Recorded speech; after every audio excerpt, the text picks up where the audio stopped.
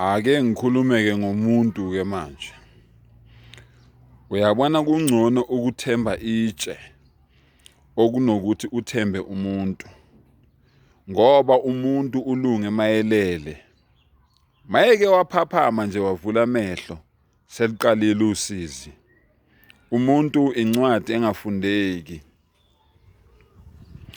Umuntu akathembekile. Umuntu-ke loyo engikhuluma ngaye. Ungambona nje emametheka mangabe kubona. Uyitshela ukuthi wena lo muntu lo uyakuthanda.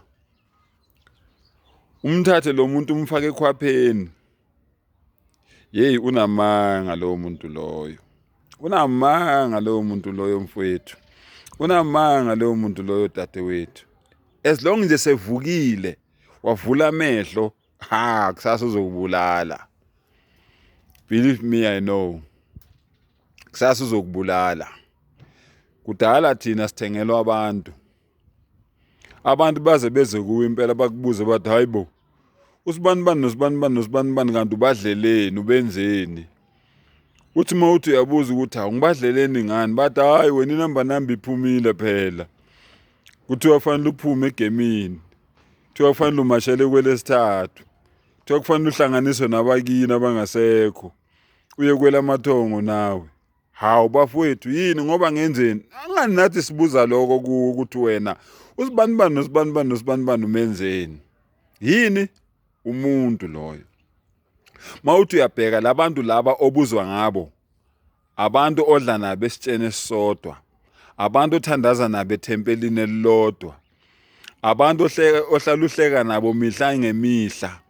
Abantu ohlala ushare inkinga zakho nabo bafonele, hey ndoda nginenkinga kanje naye. Hey mfowethu yazi nami nginenkinga kanje.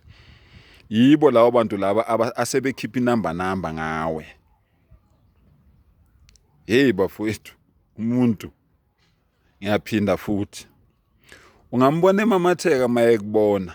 Ahleke kuze kuvele lo mhlathi. Uyitshela ukuthi wena ujabulile ngawe kanti hey inhliziyo ayibozi.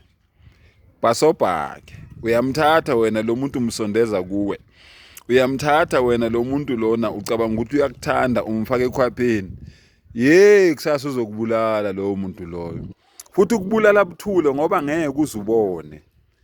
No drink kungenzeka uthengwe uye awufake leyo alprima leyo. Mangabe utshwala nolabo utshwala buzothengwa uye afake leyo alprima leyo. Uma ngabe mhlawumbe behluleke lapho njengani nje ninenithanda ukuthi niyophuzela ezipotini. Hey mawuke waphuma thatha lelo glass lelo ulichithe noma ungalishiya iglass lehalf uthi wena sayochama.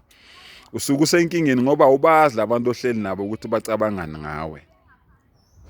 Ngiyaphela lapho. Basobha umuntu incwadi engafundeki.